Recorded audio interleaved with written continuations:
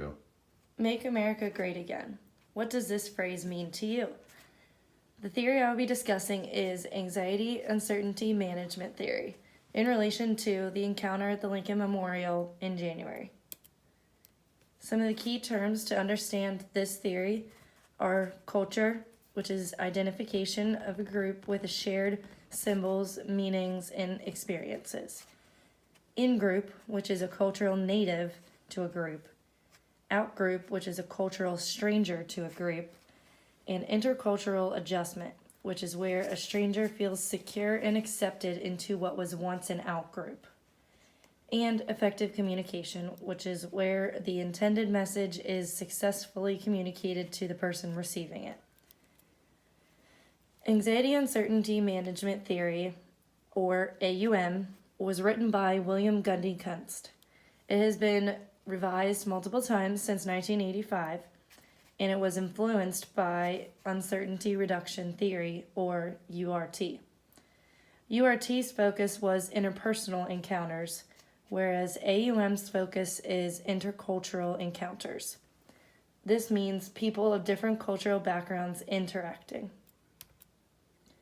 Some of the main concepts of AUM are that AUM predicts communication effectiveness and intercultural adjustment is the combined result of reducing intercultural anxiety and uncertainty. Two assumptions of this theory are that one person in this interaction is the stranger, and the second is that anxiety and uncertainty are present in intercultural encounters. The final prediction of AUM is that when anxiety and uncertainty are established, effective communication can happen and intercultural adjustment. The current event I will be discussing more in detail is the confrontation in Washington. There was 3 cultural groups involved in the incident. There was the Native American group, the Black Hebrew Israelites, and the young white boys from Covington Catholic.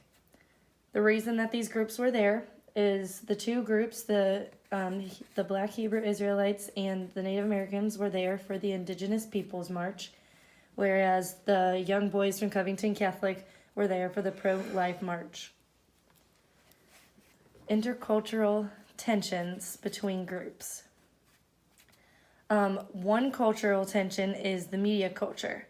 The media skewed the video that they had and put their personal biases into the news stories. The other intercultural tension is the political culture, the left wing versus right wing, or the Democrats versus the Republicans. This political agenda was made more of an issue with this video going viral. Left-leaning media outlets who are typically against Catholic Republican and white is what this represented, so they spun the story to further their own agenda. Citizens nationally condemned Nick Sandmann, who represents what is now the Republican Party. The media left out that the Black Israelite group started the whole taunting an event to further their own agenda. The media made assumptions about all people who are white Catholic school kids. Some quotes and testimonies are from the original news stories versus the current news stories. The original ones included the boys were harassing the Native Americans, the Make America Great Again loser gleefully bothering the Native Americans, and teens confront Native American. The new story is the confrontation between Covington Catholic teens and Native American elder. Some videos I have to show the original story versus the current story are as follows. This one is the original viral video.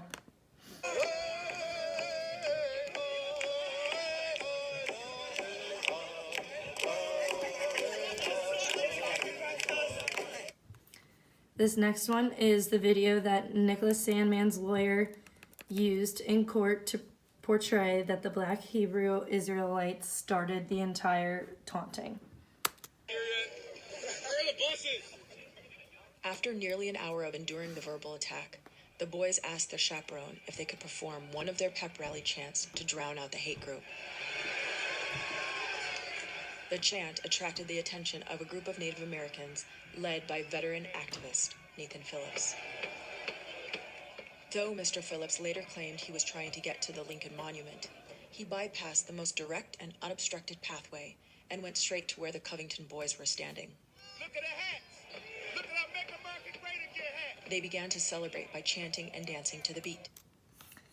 These videos portray the original version of what the news stories sent out versus the actual videos of what happened that day. It identifies who started the taunting. Some concepts that we talked about in this event, in this theory, is the cross-cultural communication, which compares two or more cultures. This is seen through the comparing of the behaviors of the three groups involved in this interaction that day, and the intercultural communication, which is the interaction of differently cultured people.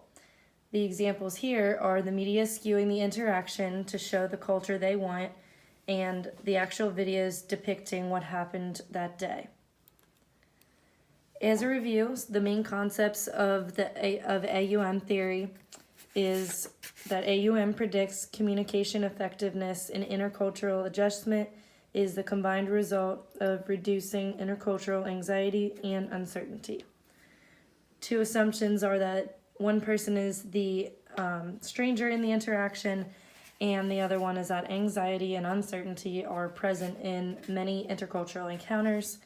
And the final prediction is that there are two outcomes.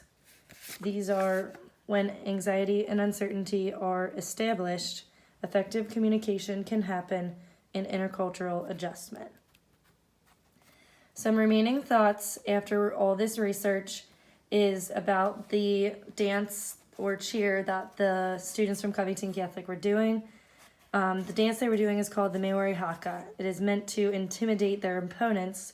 So if the kids were doing school chants to diffuse the situation, why did they choose the intimidation tactic cheer?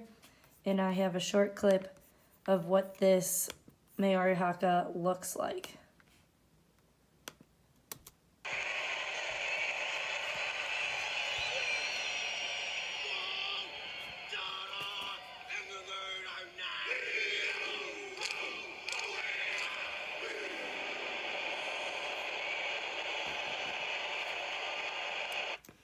This shows how this cheer is used as an intimidation tactic towards their opponent. And finally, this becomes a freedom of speech issue because the media condemned the kids for wearing the Make America Great Again apparel. People are now afraid to publicly show their support for President Trump and their party, as well as President Trump is not the only one nor the first one to use the Make America Great Again catchphrase. It was also used by Democratic President Bill Clinton as well as Republican President Ronald Reagan.